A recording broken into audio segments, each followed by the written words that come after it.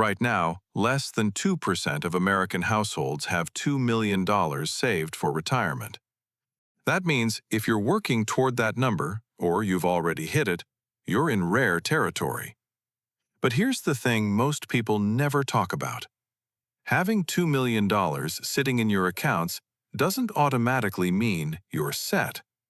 What matters is what happens after you stop working, how you draw it down, how you protect it, and how you make that money outlive you instead of the other way around. Most people spend 30 or 40 years building their nest egg and then walk into retirement with no plan for how to actually use it. They guess, they wing it, and within 10 years, they're anxious every time they check their balance.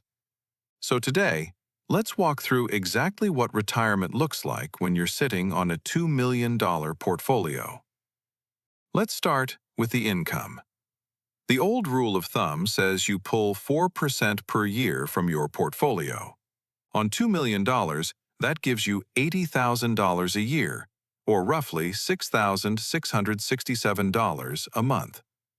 Now, Morningstar's latest research from late 2025 actually suggests a safer starting withdrawal rate is closer to 3.9%.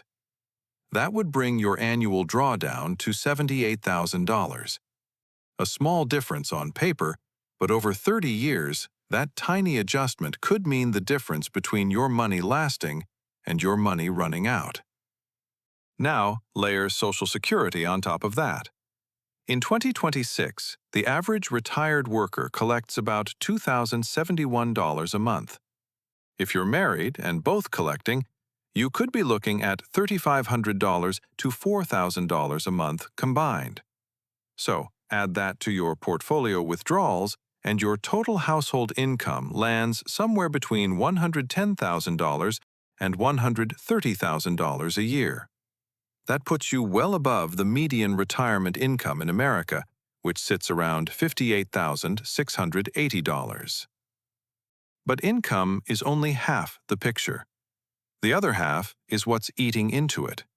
Housing usually takes the biggest bite.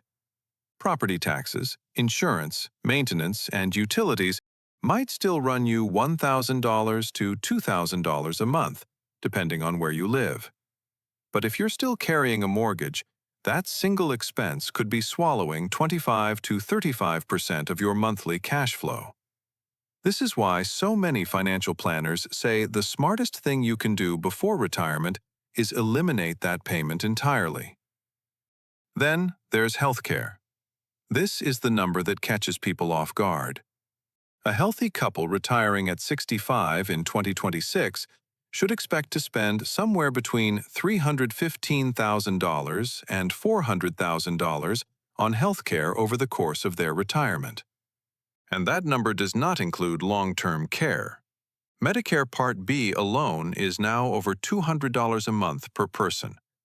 So healthcare easily becomes your second or third largest expense, and it's the one that inflates faster than almost anything else. Food, transportation, and lifestyle spending round out the picture. The average retiree household spends close to $60,000 a year on total living expenses. That sounds manageable on $110,000 of income, but here's where people slip. The early years of retirement are often the most expensive. You travel, you renovate the house, you say yes to everything you put off for decades. Financial planners call this the go-go years. And if you overspend in this phase, the damage compounds for the rest of your retirement. Inflation is the silent thief in all of this. Even at a rate of 2.5 to 3% per year, the purchasing power of your $80,000 withdrawal drops significantly over time. This is why your portfolio can't just sit in cash or low-yield bonds. You need a portion of it, even in retirement, working in assets that grow. A balanced mix of stocks and bonds isn't just for people still building wealth. It's essential for people trying to preserve it. Now, let's talk about the withdrawal strategy itself. Most people think of retirement spending as a flat line. You take out the same amount every year and hope for the best.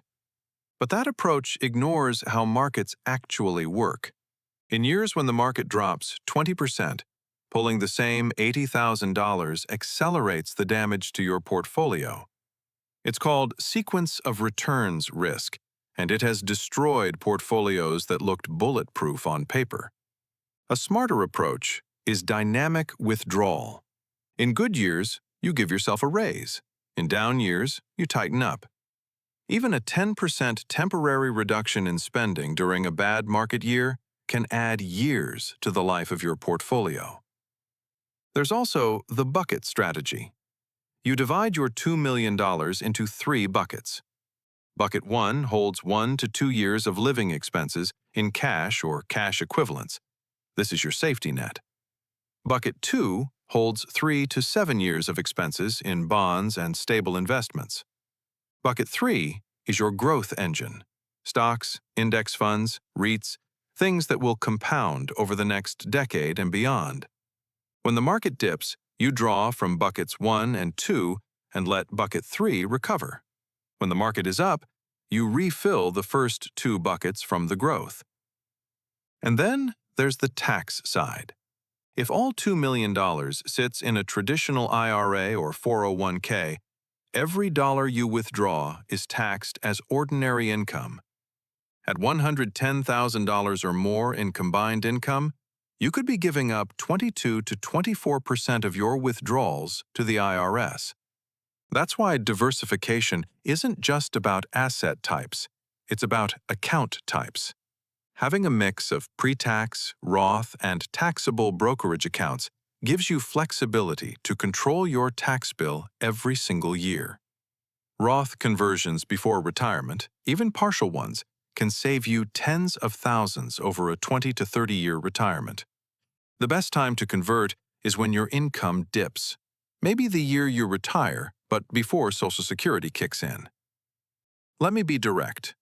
$2 million is a strong number. It puts you ahead of nearly 98% of American households.